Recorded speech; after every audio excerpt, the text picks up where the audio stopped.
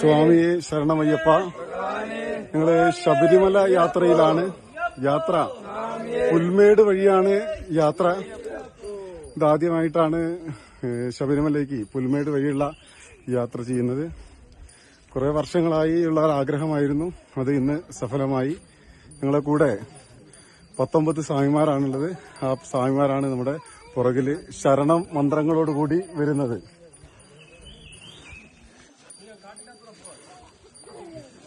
ആരും പിടിക്കില്ല.